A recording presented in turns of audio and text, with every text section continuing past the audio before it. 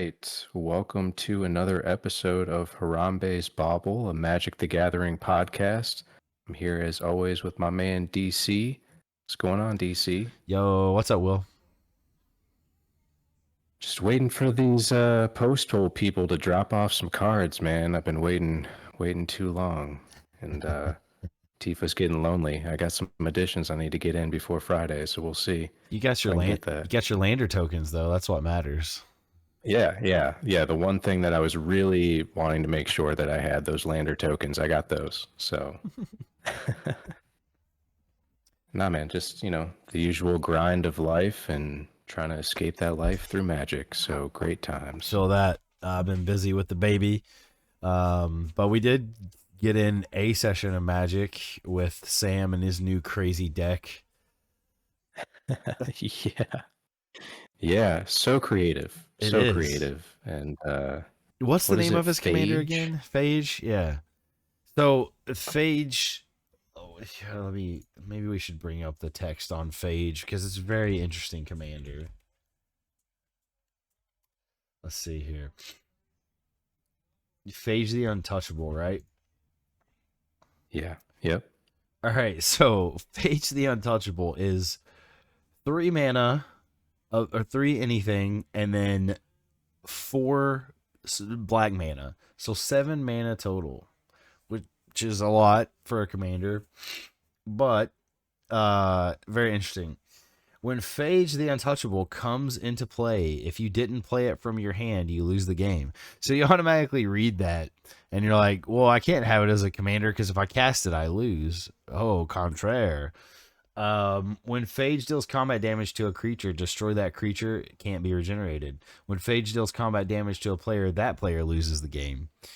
So this neat little thing that Sam did, he actually won a game with it. We all won a game. Um, he countered his own spell. And Mono Black, you're like, how does he counter his own spell? Well, there's this enchantment that you could pay so much and counter a black spell. Yeah. I think it's like you pay like one in a black and you like counter target black spell or something. Yeah, very bizarre, but hey, it works. He's got some other It was cool. cards. Yeah, he's got some other cards. He says other ways to get her out onto the battlefield other than from the command zone. That would be interesting to see how that all plays out. But that was one of the ways, and he won that way. It was really cool, really cool. I love Sam's always got these interesting decks. He's got that curse deck, which was really fun. Sam's very creative when it comes to deck building and Magic. Yeah, and I definitely respect that. I think he like also had the self-imposed rule of like only the eighth set and before, Yeah, or like earlier or something like for that. So Phage, yeah. I don't know, just yeah, kind of cool. Yeah, shout out to Sam. Yeah, shouts That out, was an boy. insane deck, and looking forward to seeing it again on Friday. Ain't gonna get that win this time though. If I got something to say about it, we'll see. You won We'll one with see. Tifa, and then I Yeah, won one with Ishin. So we all got a win. Ishin. Yeah. And then we Yeah. 1v1'd with we had time for one more game. Sam had to leave, and we 1v1 Tifa versus Brea. And you actually won. You got Brea tapped down with the that enchantment. Which one was it again? Song of the Dryads, Song of right? the Dryad, yeah. That ruined Come all to the my rescue. plans. Yeah, that ruined all my plans. I didn't have any mana open whenever you did it, so I couldn't sack Brea before it could resolve. Lesson learned for sure. But we got to play best 2 out of 3. We just only had time for one. But Tifa, man, she's Oh she's yeah. good now. It's a very good deck. Uh, it'd be interesting to see if we played in a 4 pod game with Brea and her and a couple other really competitive decks just to see how that all shakes out. Because I feel like it's Yeah. like a race. It's gonna be a race to whoever gets their thing first. So Yeah. your Tifa's definitely 100%. the best. I think the best deck that you have that you've refined. It's very refined. It's got its ways that it wins. You don't actually even have to win with Tifa anymore. You've got other ways to win now. But very refined. I love it. I love what you've done with it. Appreciate it, man. Yeah, it's been an interesting. I never thought that I would be like I kind of initially was making a monocolored deck like with the thought in mind of like this is gonna have a ceiling on like how good it can be. So it's kind of cool that like it's been able to sort of burst through that and be more competitive with Yeah. multicolor decks. And Like I love your yeah, Omnith man, deck, it's don't cool. get me wrong, and it's got all these bombs and stuff like that, but I feel like people always have answers for the bombs. Tifa just feels like it gets off the ground running so quick that you got to pay attention or you're going to lose. I think it's your best deck by far. Dang. Okay. Yeah. Okay. Disrespecting Omnith like that, but that's cool. No, that's fine. Hey, like I said, No, I get it I though. like your Omnith deck, but I always feel like Yeah. people see your stuff coming. Like it feels like that you got all this untapped mana. You're going to play something big. Somebody's got a counter spell or a removal ready. With Tifa, it kind of sneaks up on you. You just kind of vomit out your hand in a turn, and it's like, oh well, I'm swinging at you for 1,000,000. GG's. Yeah. Yeah, although I will say I did really love the game that I did win when we were playing with Sam with Omnith because I hadn't played that deck in so long. I don't know, whenever I'm trying to refine decks, I just kind of only play those. And so, I'm with you. but I managed to get the Tali Primal Storm and Blightsteel Colossus combo. That was kind of cool. That was, yeah. Not to toot my own horn, but Yeah. that was an expensive combo, but Huh. it was a cool combo. Hey, I have an Atali that I traded for you. The Primal Hunger, is that the one? Yeah, Yeah, I I traded for think. Wait, that. Primal I can't remember. Let me double check which one it is. Primal Storm. Primal Storm, that's the one. Yeah, yeah, yeah. So I Yeah, that traded and for that. Ishin is going to be Yeah, I can't wait to play that in bonkers. Ishin. I got a couple new friends for Ishin that I'm putting in there. And a couple new friends for my Angels deck. So I'll probably play I pretty much play both of those decks right now cuz I'm trying to craft like you said, master the craft of your deck, like make the changes and really refine it. And I feel like neither of those are really perfected yet. And I want to keep playing them till I can perfect them, see what I need to take out and add and all that kind of stuff. So, Yeah. yeah. Got another big win though with Mjolnir. That card is just Dude, so crazy, man. it's so That good. card. And even when you see it coming, it's like that thing where you're just watching in slow motion, knowing there's nothing you can do. And it's Yeah. just I mean, it's hard to eat. so good. There's not a lot of spot artifact removal that people play. And it's like, yeah, Yeah. unless you can somehow remove Ishin, which usually you can't because I've usually got him walled off with like a protection of, Swift Foot or something like that that gives him hexproof. And it's tough. It's tough to deal with once he gets going. 100%. But that's the key, though. I'm looking, Don't let have him get you going. Yeah. Yeah, Yeah. you got to stop that train before it picks up momentum. Yeah. But I'm excited, man, for these Spider-Man cars and to see some of those decks that you're going to be throwing together with that. Because I Yeah. was thinking about that tonight of like, I need to find a commander in that Spider-Man set to build around so we can kind of like in parallel kind of both be building some new Spidey decks. Yeah. So, um, I don't think this card was revealed until after our last pod, but what was it? Cosmic Spider-Man. Yeah. So Crazy. I was already gonna build, a couple of decks from this set, but I knew Gwen was definitely gonna be one. I'd thrown out the idea of building one for Miles or for Venom or something like that. But after seeing this one, the Cosmic Spider-Man, I have to build a deck around it. So that's gonna be one. I'm gonna build Spider Tribal around that, and then Gwen. So Cosmic Spider-Man, in case people haven't seen it yet, it is one of each mana color, so it's 5 colors, which is awesome. It'll be my first ever 5 color deck, so I'm excited about that.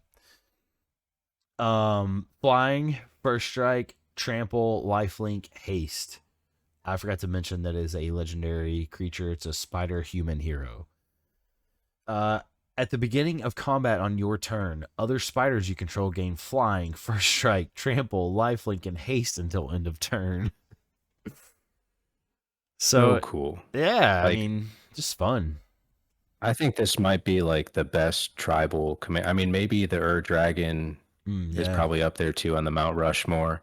But I think that this is definitely like on Mount Rushmore for best tribal commander ever printed. This is Especially because it's insane. I 5 mean, it's colors, right? So like you could just play yeah, every card you want to play, and I love yeah. that.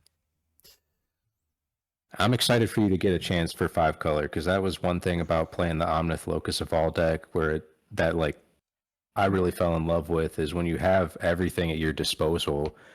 You don't have to play that game of like hiding or not hide and seek, but like searching for like, all right, I need card draw. How can I Yeah. find card draw within these colors? Or I need removal. How can I? It's like you can just get the best of the best, exactly what you want, play exactly how you want to, The last time I played and 5 color in any format was back in the day when Super Friends was a thing in standard. It was 5 color Super Friends. It was a it was a control deck that was you played all the planeswalkers, and I only played it for a little bit. I didn't play it for very long. It was a very expensive deck. I borrowed my buddies to play it at a tournament.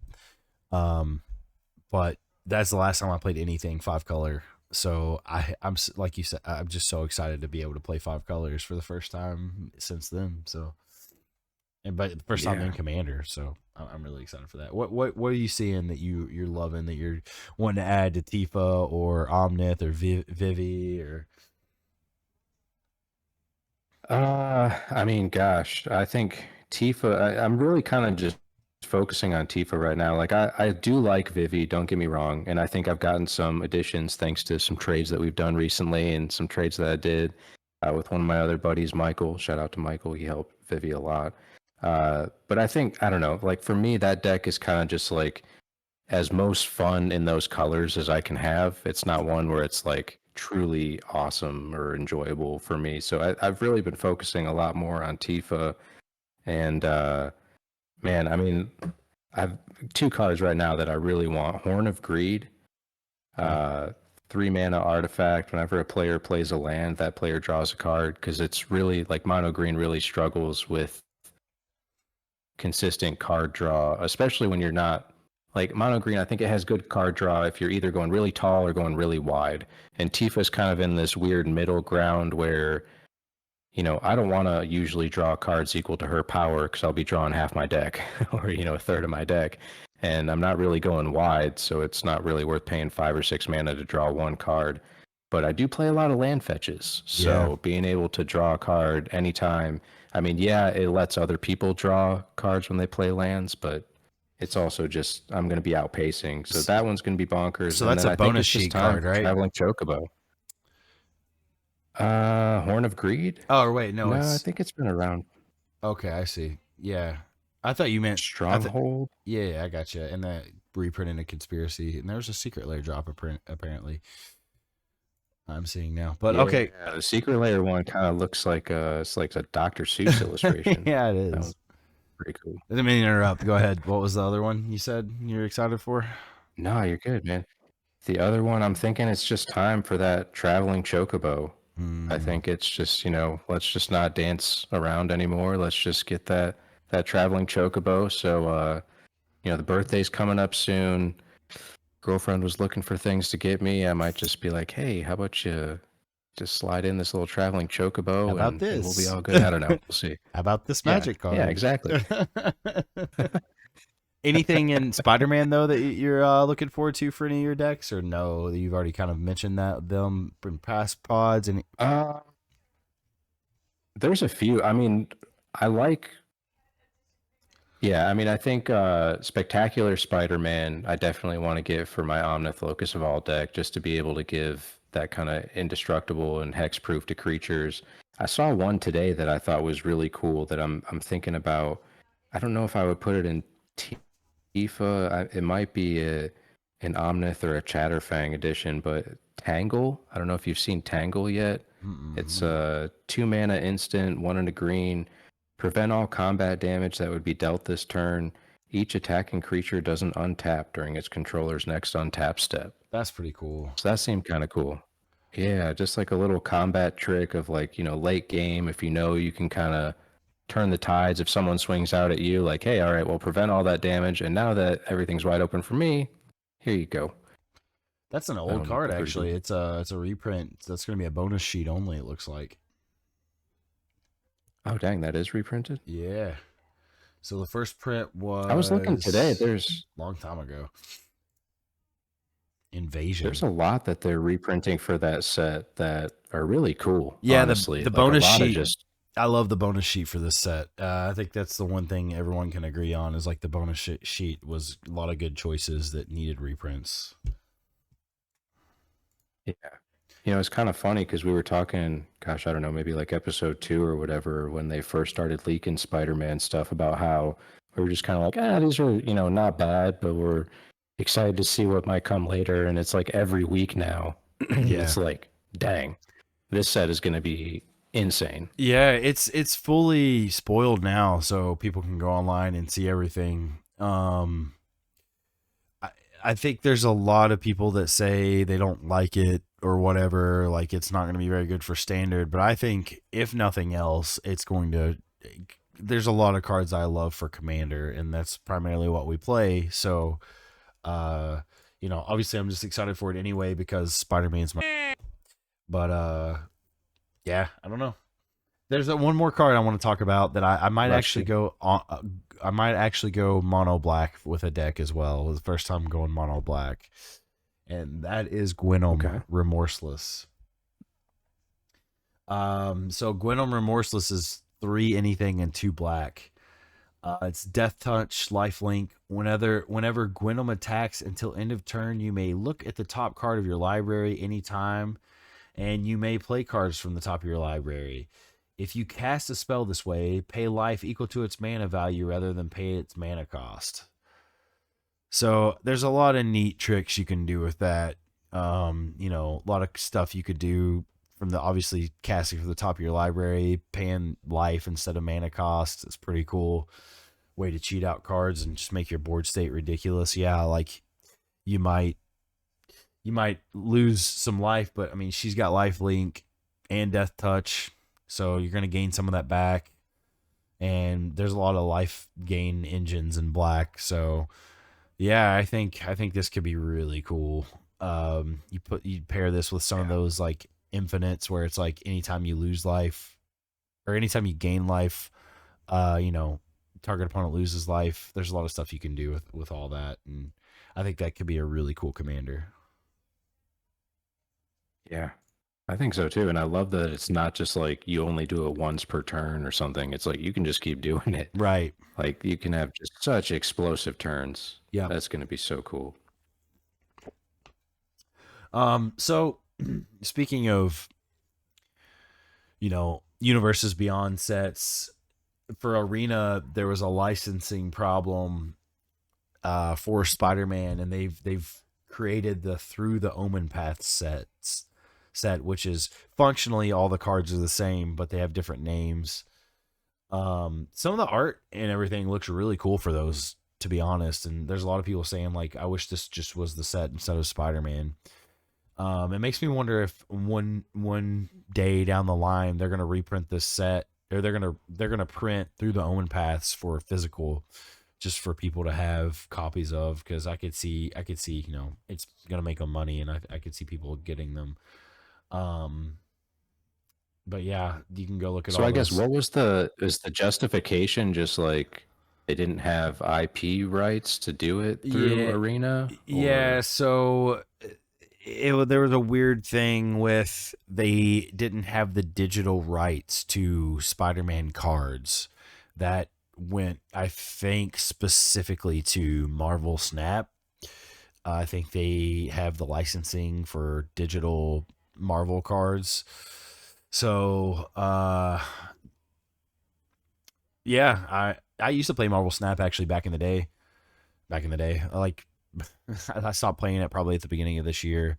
I just got bored of it, but yeah, I don't know. It's yeah, some digital licensing issue, so they could have the physical set but not the digital set. So Through the Omen Paths is the thing, okay. but there's some cool art.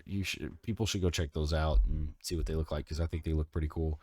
But anyway, on the subject of Through the Omen Path, or not Through the Omen Paths, but the Universes Beyond. We talked a little bit about the Avatar set in prior pods, but we bending has now been fully explained. Um, yeah, I think maybe we can just go through one by one and explain what each element bending does. You wanna start us out with maybe airbending? Yeah. Yep, I can do that. So, airbending, the main example that we've seen so far, and forgive me because I'd never watched Avatar, as embarrassing as maybe that is. Is it Ooh, Aang? Is that how you pronounce it? Aang, Aang. Aang. Yep. Well, I had two guesses, 50-50 shot. So, Dude, okay, I uh, will pause. You gotta watch Avatar, brother. It is unequivocally one of the best TV shows ever made, animated or otherwise. It's a perfect show, man. It really is. one day, maybe. It's on. It's just, it feels like one of those things where it's almost like too far gone. I know it's not. But it It's just timeless. feels like that in my head. It's timeless. It's on Netflix. Go binge it, bro. Okay, we'll do that. Well, I know I was hanging out with your mom later, so maybe we'll throw that on. Netflix and chill. But Tell her I said hey. yeah, we'll do. We'll do. Yeah, so so Aang, Airbending Master is kind of like the main one that we've seen so far with explaining the mechanic, and um, so it seems like airbending is always associated with another creature, and it's essentially just you exile target creature, um, and then when it's exiled, its owner may cast it for 2 colorless mana rather than its mana cost. So kind of like an alternative blink in some ways.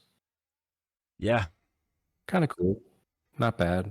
It's a white doing white stuff, kind yeah, of like your ephemerate and that sort of deal. yeah. Blink, blink, blink, blink. Um, But yeah, this what I like about this is you can kind of, this is good for pacing with your opponent. Like you see blue do a lot of stuff like this where it says, another target creature, so you could do an opponent's creature. So just to get it off the battlefield for a turn, on your turn, yeah, you could blink it and make them recast it, and then maybe you have a counter spell in your hand or something like that. So yeah, this is gonna, Azorius control is gonna be a thing once VV gets banned, but we'll talk about VV later.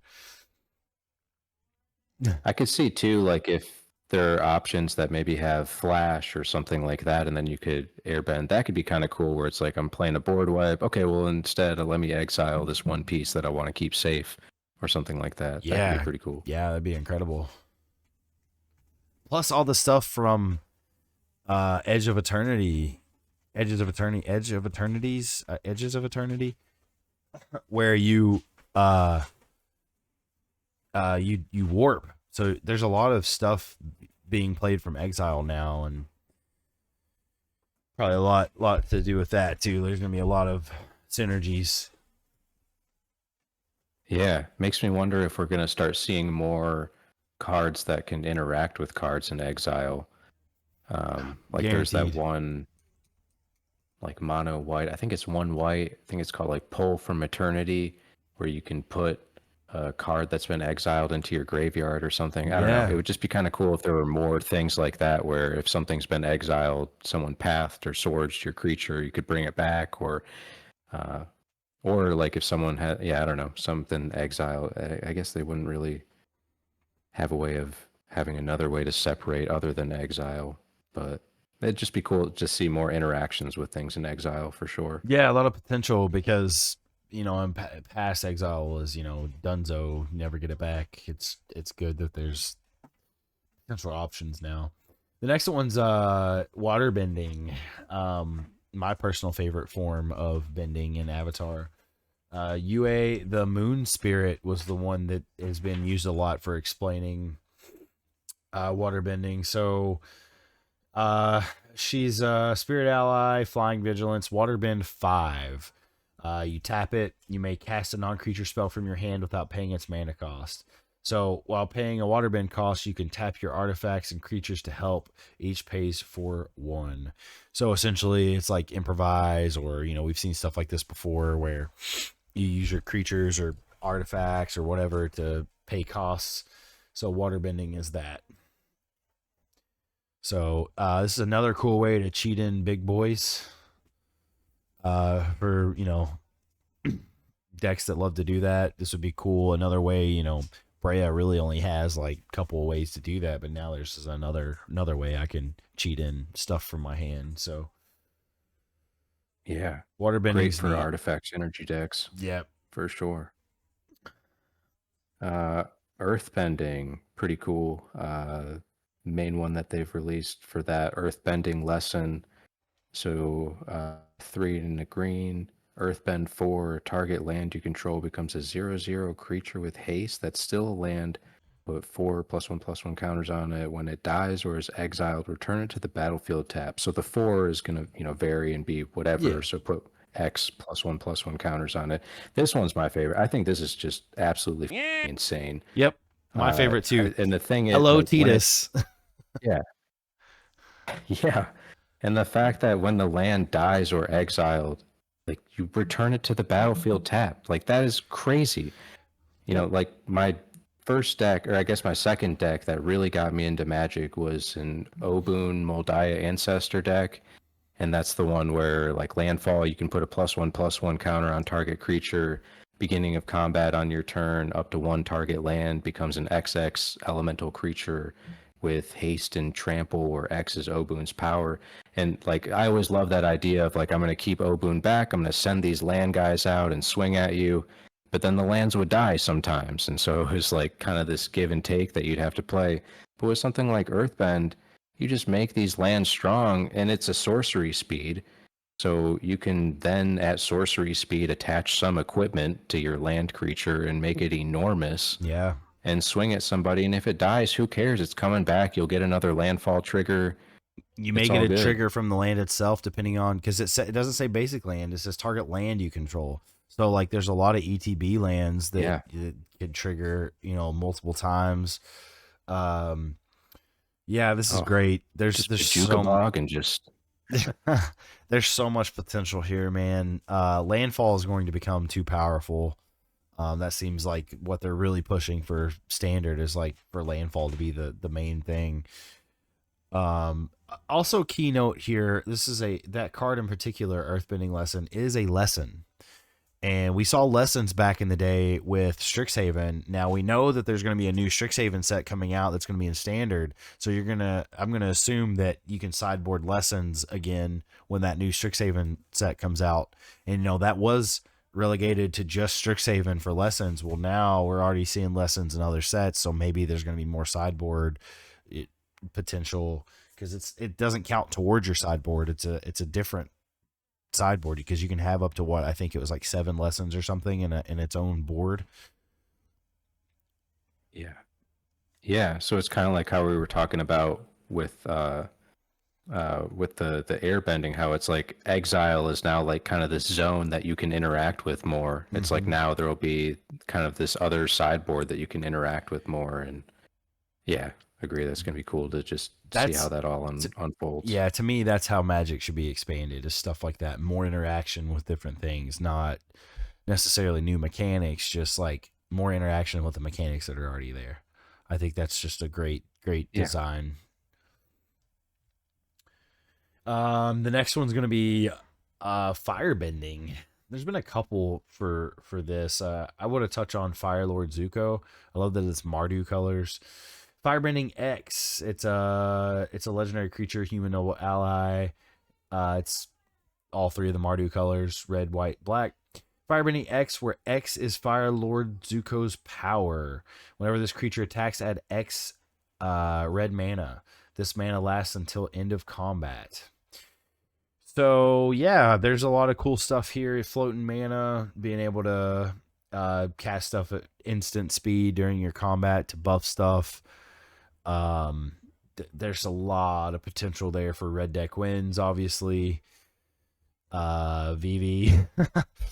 A lot of potential there as well. But I think out of the, obviously this is like the aggressive mechanic, but out of them, this is probably the least useful in my opinion, just because it is so limited to, combat.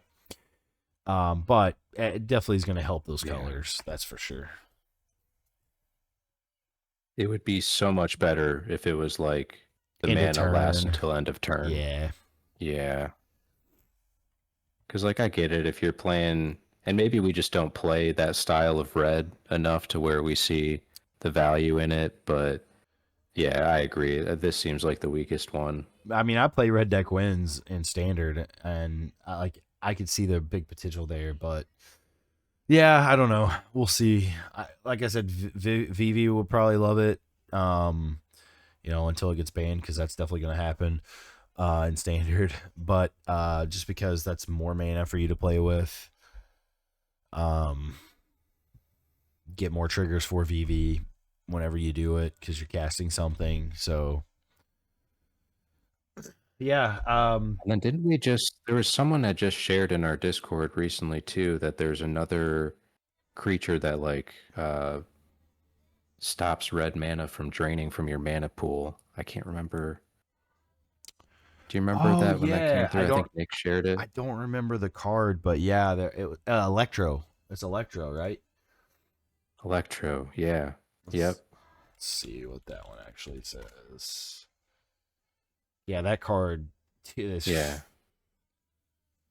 so good. So Electro Assaulting Battery, Yep. 1 and 2 red for a 2/3 legendary creature flying. You don't lose unspent red mana as steps and phases end.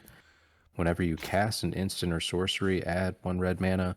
And then when Electro leaves the battlefield, you may pay X. When you do, he deals X damage to target player. Yeah. Ooh, Yeah, VV for 3 mana. getting this is stupid. So let's actually today, the 9th, when we're recording this, WotC just had a big announcement today. That's kind of a non-announcement, but it's like a future announcement's going to happen. So I think they're waiting until Spider-Man comes out and it's officially out, and then they're going to ban VV, because this card in particular, I think, is the reason they feel like they're going to have to do it. They don't think they wanted to ban VV because it's such a staple for Final Fantasy and like all the stuff there. We talked about on pods, like, is it going to be like, is it that like the IP of VV, like they're like, we want this card to be really good and keep it in standard, but they kind of backed themselves into a corner here, because the most recent pro tours have all been just VV Cauldron, VV Cauldron, VV Cauldron, all of them, and with like Demir and like Red Deck Wins sprinkled in, but it's like 70% of the mana is just VV. I didn't say mana. I said mana. I meant oh my gosh. X. Well, lack of sleep is killing me. Thanks, baby. Meta. The meta is like 70% VV or something crazy. So they released something today, said on standard and moving the banned and restricted announcement to November 10th. So they initially had one planned for this week, I believe. And I'll just read the beginning of the article here, because it kind of gives you all you need to know about it. With the results of the latest Spotlight series arriving on the heels of several high-profile standard events, the conversation around the cards VV Ornatir and Agatha's Soul Cauldron, and speculations on emergency bans and standards, we thought now would be a good time to check in. First, we do think we got our ban and restricted announcement timing windows wrong during this part of the year. That's a weird thing to say in and of itself. This is the first year we've tied these announcements to play sessions, and we don't think we have ourselves quite the right windows. That has put additional strain on a few formats, including standard, and we know that we can pull some of the fun out of playing competitively. To that end, we are going to be more aggressive next year with the number of banned and restricted announcement windows and the timing, adding more. We're still fiddling with the cadence, but our aim is to have one for each major set release or close to that amount to maintain a sense of predictability and avoid disruptions during play sessions. Yeah, so that's typically what they've done in the past, is they'd wait till a set comes out and then make their bans. It happened rarely back when I used to play in standard, just because like their Q&A was actually good, and now it sucks. Yeah, this is really interesting. This to me, this opening says, yeah, we're going to ban VV, but we're going to do it November 10th. But the timing stuff where they're like, we're gonna time it out better, we're gonna have but more bands though. I don't like that. I don't like the fact that Yeah. they're already pre-planning a bunch of bands. Like bands should be reactive and not planned. If you're planning bands, that means you're doing soft rotations in standard essentially.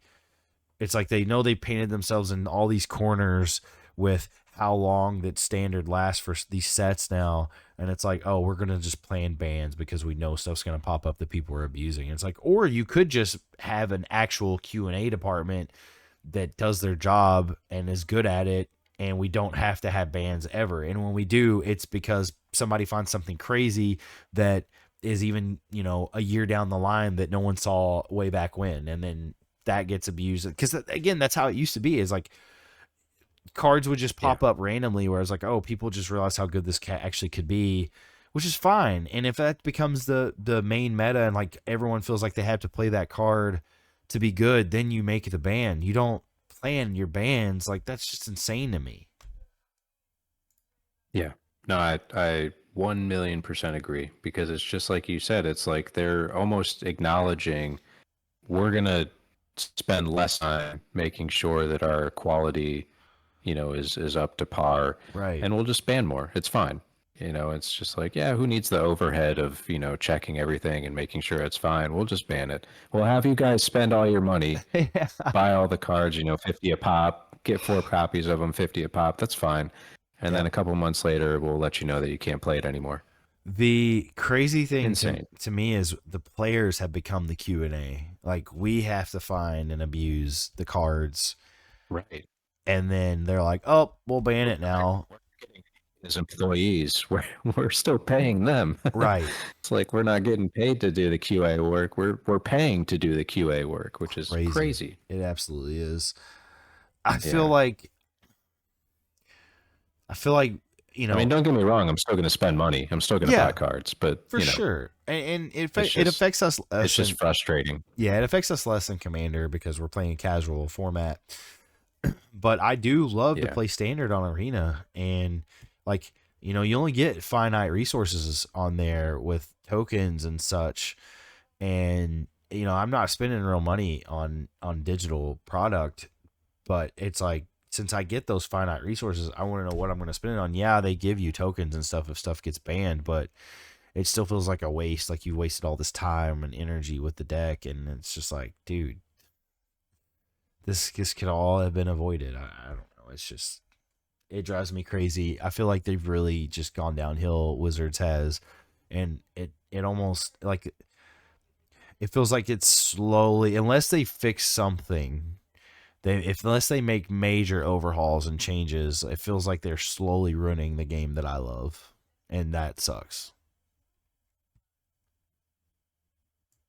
Yeah, it's this weird kind of like double-edged sword almost, where, because I know we've talked about how, we both kind of have mixed feelings about the universes beyond sets and how frequently they're coming out now. Yeah, But there's also, like, I don't know, like there's a part of me that kind of feels a certain negative way about how frequently new content's coming out. But it's also kind of cool in some ways that they're coming out with stuff like the Spider-Man set we're both excited about. Final Fantasy, like that was really cool. Lord of the Rings, that was really cool. yeah. So like there are some, sets coming out that are really solid, but yeah, the quality of certain things, and also just some of the price gouging. I mean, like with Final Fantasy and all of the kind of scalping that went on with just finding packs and hoarding them in boxes and upselling and It's happening right now with Spider-Man um, already.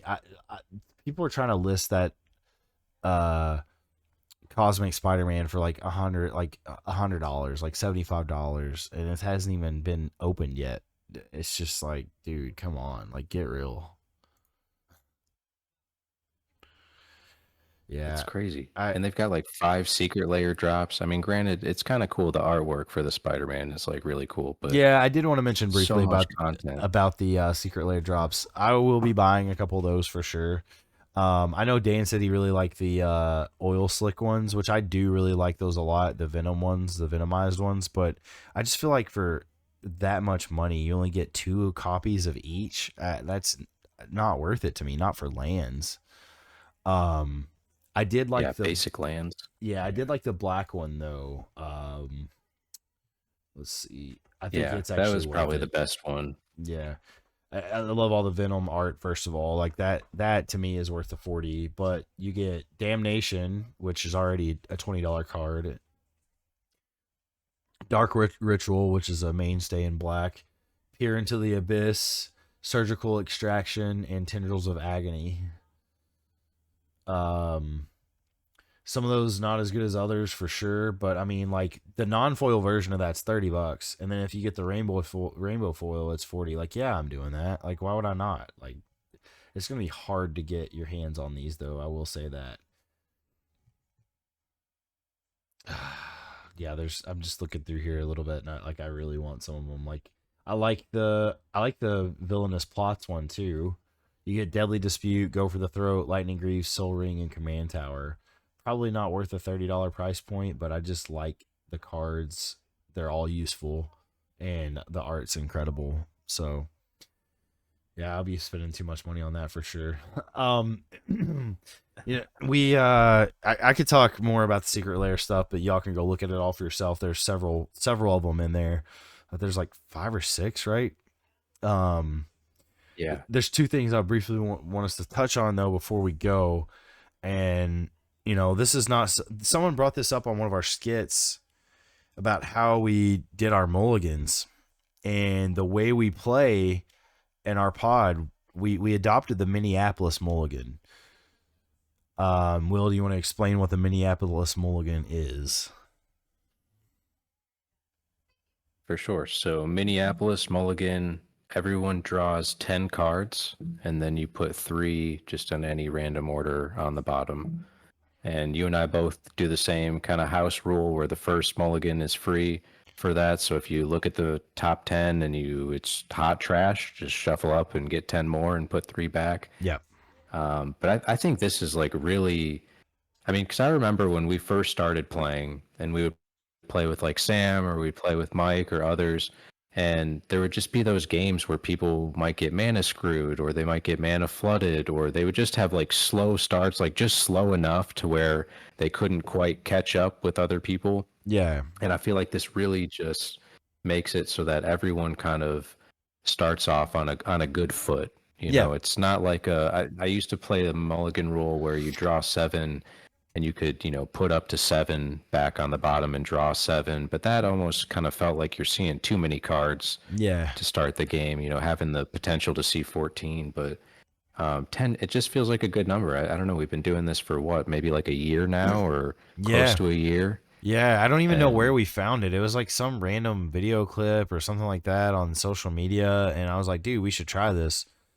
And man, yeah, I would not. I don't think there could be a better way to mulligan, to be honest with you. Like for your casual pod, like I feel like they should just adopt this as the norm for Commander.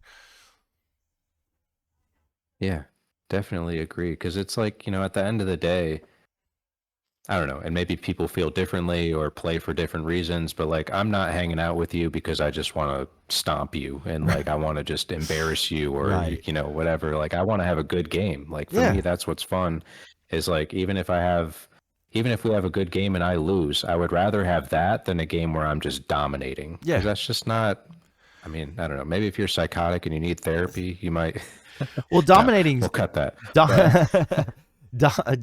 dominating's one thing, but like whenever your opponent just can't get any of the cards or like they get mana screwed or something like that, like Yeah. that's no fun. Like it's not fun to win that way. Like I want to beat people at their best, Like I don't want it to be just like, well, Right. well, I don't have a land for the 8th turn in a row, so I can't play any of the cards in my hand. Like that sucks. Like that's not fun for anybody. Yeah. Right. Yeah. Yeah, man. 100%. So it's just kind of cool that everyone just gets to start on a little bit more of like a level pegging, Yeah. and you're not seeing so many cards to where you open the door for people just to be fishing for combo To pieces. It's manipulate. more just kind Yeah. of like yeah. I don't know. It's been I think a happy medium for us, and I feel like the quality of our games has just gotten substantially better Yep. because of it. 100%. Everyone should do the Minneapolis Mulligan. Trust me, your pod's gonna love it. Like, you're gonna love it. So one last thing. This is a topic you brought up for us to talk about, and this will be the last thing we end on. Um, what's a card that you play that you feel kind of dirty playing it? Like you don't like it might be a good play, but you feel kind of bad after you do it. Yeah, this kind of connects a little bit back to last episode. So for me, it's Tree of Perdition. Hmm. Um, Tree of Perdition, 3 and a black, Defender 013. You can tap it, exchange target opponent's life total with Tree of Perdition's toughness. So I got this kind of inspired by the Magister Sphinx card that you mentioned in the last episode. Yeah. And I got this one instead of Magister Sphinx because I don't know. I like the idea of, yeah, you're reducing someone's life total, but then this thing becomes a huge defending creature, and that's just kind of cool to have a huge defending creature. But it's just one of those cards that anytime I play it, you can just feel like the energy of the room gets sucked out a little bit. Like it just gets like a little bit more deflated. And I mean, it's great in the games when, like if you're playing someone who's like crazy life gain and they've got like 80 life and you have 20, like it's an amazing equalizer. Yeah. But, if you get a turn 1 Soul Ring and you've got this in your hand and you get this out turn 2, you just kind of feel bad. I'm like, I'm sorry. I know this isn't fun, but I just got to do this. For me, it's a little off the beaten path. Mine is. I used to play this card in Brea, actually. I don't know if you remember this, but I have it currently in my deck. I don't really play a lot. My the enchantments deck. I can't even remember the my Zur deck. As like an alternate win con as decking people out. So Traumatize. Yeah. I usually feel pretty bad about playing Traumatize because it's a single opponent that you have to target with it. So it's blue, it's 3 mana and 2 blue, 3 anything and 2 blue. Sorcery. Target player puts the top half of his or her library rounded down into his or her graveyard. Back when I first started playing Commander, I used to play with my buddy Matt and Blake, and they would get so mad when I played this. They would just like grab just a big chunk of their deck. It didn't even necessarily have to be half. They would just toss it in their graveyard like, there. That's good enough. Getting so mad. And I do feel like, yeah, like especially if you're playing against combo decks or decks that really rely on a few cards that you're trying to fish out, this is just like kind of evil. Because they're just looking through their no one likes to get milled. Half of their library in their graveyard, like, God dang it, I needed this card, I needed this card, I needed this card. It's just like, oh man. I'm sorry. Did you see that they're reprinting that in Spider-Man also? I did, yeah. Yep. Pretty cool artwork on it too. Yeah, that's a bonus sheet. The bonus sheet's incredible for this set. Like I said, like I mentioned before, I just love all the decisions they made there. Be interesting to see because I only got 1 collector's booster box. Wish I would have gotten 2 because I got it for close to retail, but gosh, it's just so much money. It'll be interesting to see what I pull in the collector's booster, and then I got a box, so it'll be interesting to see what bonus sheet cards I get out of that because bonus sheets can be included in the play boosters. So. Kind of like Final Fantasy was too. So be interesting to see what I get. Very excited. That's coming up shortly, man. I mean, it's end of the month, so crazy. Is that that's when they'll get shipped out? Is end of the month? Yep. I mean, that's whenever the set comes out. Yeah. So yeah. Yep. Okay. Yeah, man. Hopefully you can pull a Cosmic Spider-Man. That'd be cool. Pray. I gotta pull that one and Gwen, or else I'll have to just buy a single copy and fill my wallet weep. All right, well, I think that's all we have for tonight. It was a lot of stuff we talked about, honestly. It's been a little bit baby and stuff, but yeah, we should be doing this more regularly now. I appreciate you all for tuning in. You have anything else you want to add, Will? No, man, I think it's just time to go play some Final Fantasy 1 and just dive I into that a little bit more. That's a fun game, dude. It really is. Like you said, it's old school, but it's fun. Yeah. Well, Shout out to the Final Fantasy set for getting me into it too. yeah, for sure. You should play Final Fantasy 3, which is really Final Fantasy 6. It's pretty goated. I've been playing through that. It's so good. Story driven. It plays very similar to Final Fantasy 1, but oh, dude, the story's great and characters are great. But I digress. Bye. Bye.